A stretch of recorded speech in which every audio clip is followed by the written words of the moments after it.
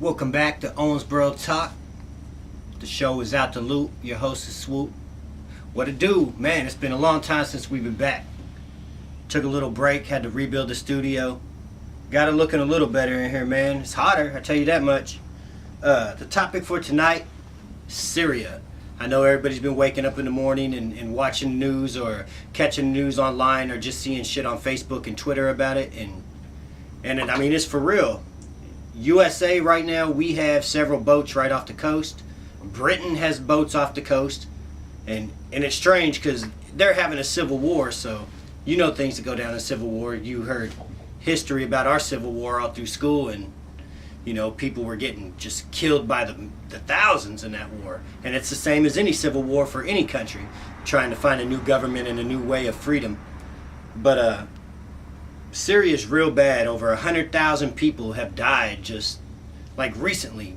Women, children, men, soldiers, everybody's dying over there. They're gassing people, chemical weapons, and that's what it's all about, is the chemical weapons, you know. The government's saying they have nothing to do with it. It's the rebels. The rebels, which are the people. If we went to war with our government, we would be the rebels. It's the people, and they've created their own little armies and stuff, and they're trying to take it over, and they're saying the government's doing it.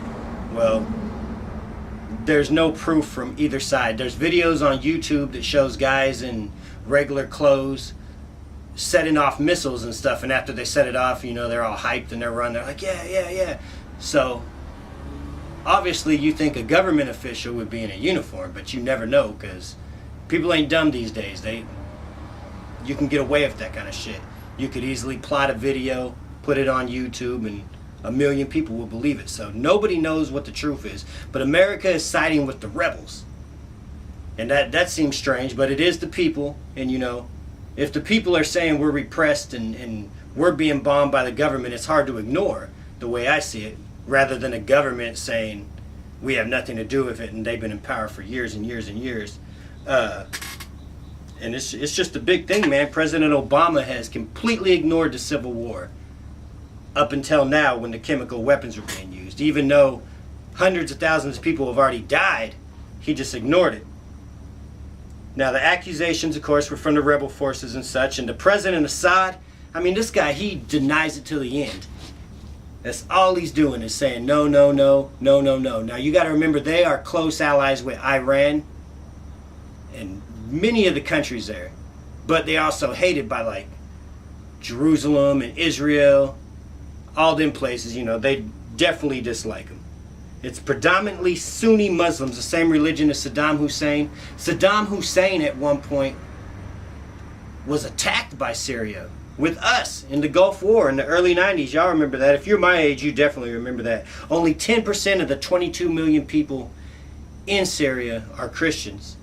Only 10% of them. And there's like, I forget what it was, like 75% are Sunni Muslims. So that's another reason why we might want to go to war with them, to try to change that.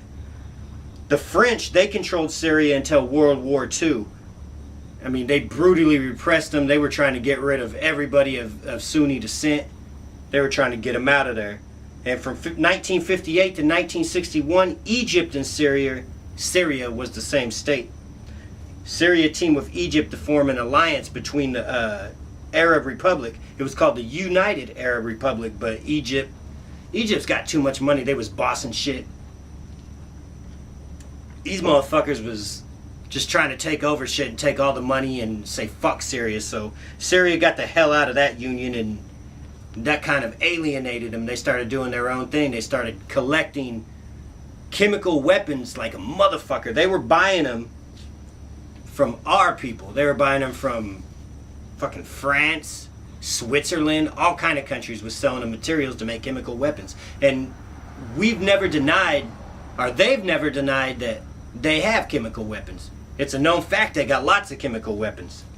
But who has them? That's the question. Who's the good guy and who's the bad guy? In 1967, Syria attacked Israel in the Six-Day War.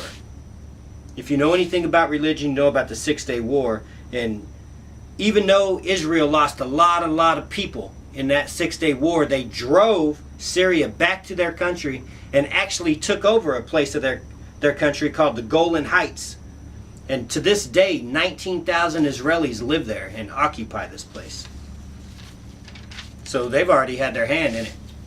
Of course we're coming. Of course we are. Now, Bashar al-Assad, his father, Bashar al-Assad is the president of Syria. His father was the president of Syria from 1963 to year 2000. He ran that place. He massacred over 20,000 Muslim Brotherhood members during a 1983 uprising. Now, a lot of people say that it was way more than 20,000, and a lot of people say it wasn't all Muslim Brotherhood members. Some say it was just everybody, women, children, men, the same shit they're saying today.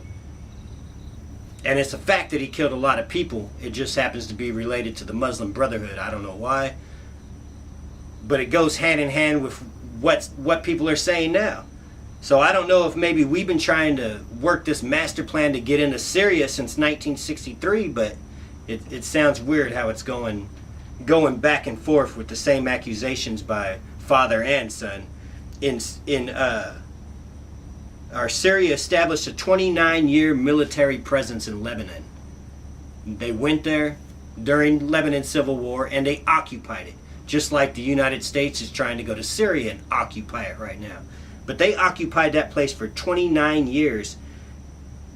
In 1976, finally international pressure from, all us, United States, Britain, Australia, all these allies of us, were telling them they need to leave because the prime minister of Lebanon was assassinated.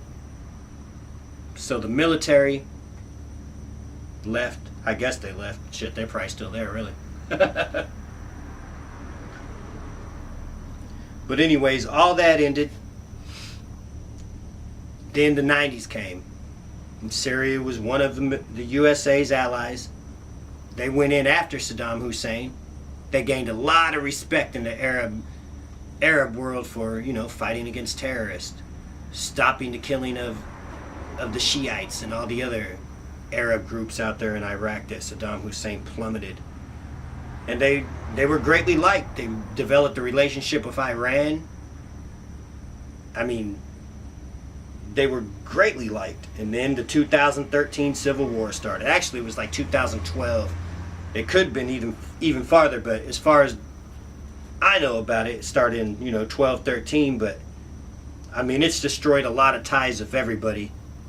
Syria's, I'm not saying they're on their own, but it's a struggle for the people right now. Both Iran and Syria hate Israel because the difference between the Bible and the Quran is, each of the Holy Land is their land.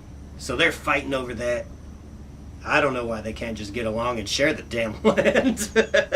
Land is for everybody, man. I don't know. Look what we did to the natives. We just put them in damn little spots. Said, this is our land. That's what's going on over there, right there. People are just trying to take all their shit. Probably making up stuff about them. I don't know.